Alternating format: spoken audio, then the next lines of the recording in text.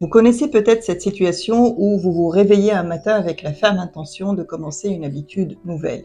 Peut-être faire du yoga ou commencer une méditation, écrire dans votre journal intime, etc. Le lendemain arrive, le surlendemain, la semaine suivante, et cette résolution commence à s'évaporer peu à peu. On connaît tous ce cycle de motivation initiale suivi par un abandon. Mais alors pourquoi c'est difficile de maintenir une pratique régulière alors qu'on sait très bien qu'elle est bénéfique pour nous? C'est là où le concept yogique tapas devient profondément transformateur. Traduit du sanskrit par chaleur ou feu, tapas représente cette discipline ardente, cette détermination brûlante qui nous permet de traverser les résistances et transformer notre vie.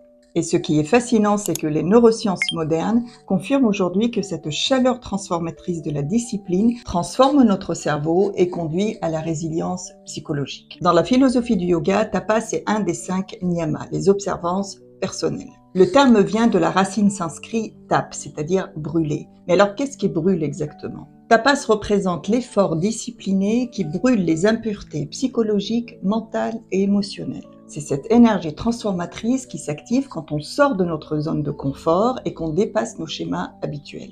Les textes classiques comparent tapas à la purification de l'or. L'or brut a besoin de passer par le feu pour révéler sa véritable brillance. De même, notre potentiel humain ne se révèle pas pleinement que lorsqu'on traverse le feu de la discipline. Tapas n'est pas une discipline rigide ou froide. C'est un engagement passionné envers sa propre évolution. Dans les textes traditionnels du yoga, on parle du concept Agni. C'est ce feu biologique qui contrôle notre métabolisme, notre digestion et même notre système immunitaire. De la même façon que notre système digestif transforme la nourriture en énergie, tapas est cette capacité intérieure à transformer nos difficultés en force, nos pratiques en maîtrise et nos expériences quotidiennes en sagesse profonde. Mais alors, quel est l'impact de la discipline sur notre cerveau? Chaque fois qu'on pratique une activité, comme la méditation, apprendre une langue, faire de la musique, etc., ou simplement résister à la tentation de consulter son téléphone, on active une région spécifique du cerveau qui est le cortex préfrontal,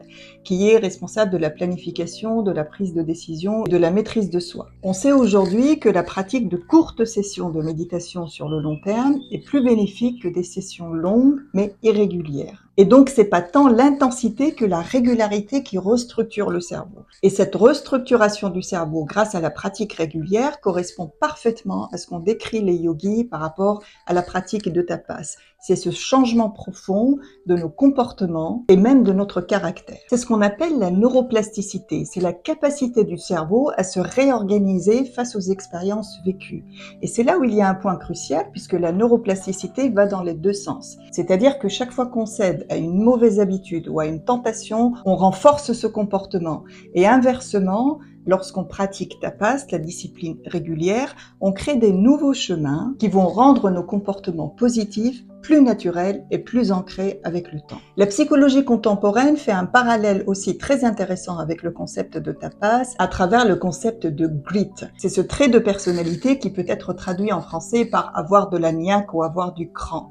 C'est cette capacité de certaines personnes à persévérer face aux difficultés pour atteindre leur but malgré tous les obstacles. Et il y a aussi le concept de résilience psychologique. C'est cette capacité à rebondir face aux difficultés, à se reconstruire et qui est le fruit direct de la pratique de tapas. Lorsqu'on fait face régulièrement et d'une façon volontaire à des petits obstacles et à des petits défis quotidiens, on renforce notre capacité à faire face aux épreuves de la vie et aux difficultés imprévues. Alors, il est vrai que pratiquer tapas dans notre monde moderne n'est pas facile du tout. On vit dans une société qui valorise la compensation immédiate, la livraison le jour même, le streaming à la demande, tout est fait pour satisfaire nos désirs sans délai. Nos appareils numériques sont conçus pour exploiter nos faiblesses psychologiques et nous rendre dépendants. Chaque notification et chaque like va produire un petit peu plus de dopamine et va nous garder accrochés. Et dans ce contexte, il est vrai que maintenir une discipline, c'est presque révolutionnaire. Choisir de méditer plutôt que de scroller sur les réseaux sociaux, c'est presque nager à contre-courant. Mais c'est précisément pour ça que tapas est nécessaire plus que jamais. La capacité à aller à l'encontre des facilités, à accepter volontairement les défis pour une croissance au long terme. Eh bien, c'est presque un super pouvoir de notre époque. Pensez aux grands inventeurs et aux créateurs.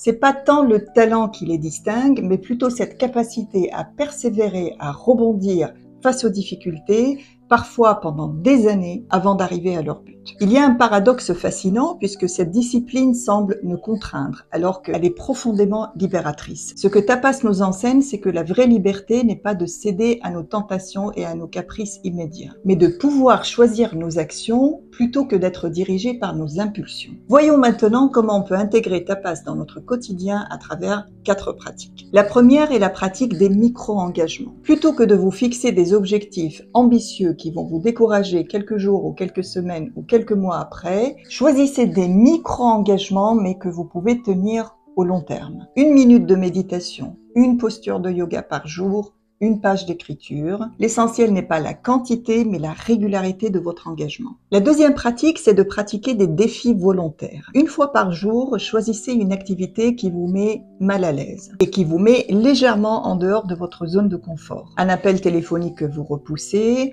un mail que vous n'avez pas envie d'écrire, une conversation difficile que vous retardez. En pratiquant régulièrement ces petits inconforts, vous développez ce qu'on appelle la tolérance à la détresse. C'est cette capacité à rester présent et équilibré face à l'inconfort. Et c'est le cœur de la pratique de Tapas. La troisième pratique est la pratique du second souffle, et les athlètes la connaissent très bien. C'est qu'il y a un moment dans la pratique où on a envie de tout abandonner, de tout lâcher. Mais si on persiste un petit peu plus longtemps, un second souffle arrive et d'un coup, tout devient facile. Dans votre pratique de yoga ou toute autre discipline, repérez ces moments de résistance maximale. Et au lieu de voir un signal d'arrêt, comprenez ce moment comme un seuil de transformation.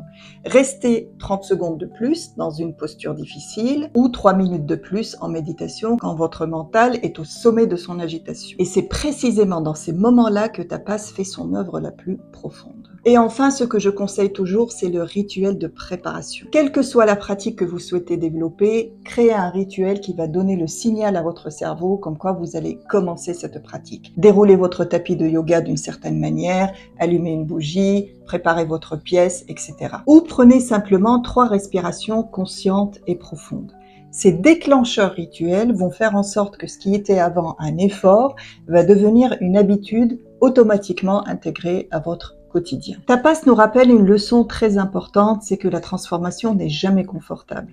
Le papillon doit lutter pour sortir de son cocon et c'est précisément cette lutte qui va lui donner la force de voler plus tard. La beauté de ce concept, c'est qu'il ne s'agit pas de s'infliger une discipline froide et rigide, mais plutôt attiser ce feu de transformation intérieure qui va permettre de forger notre caractère et de révéler notre véritable nature. Tous ces points de résistance, tous ces moments d'inconfort, tous ces instants précis où on a envie de tout abandonner sont en réalité des seuils, une fois traversés, nous conduisent à une meilleure version de nous-mêmes. Merci d'avoir partagé avec moi ce moment de présence et à très bientôt.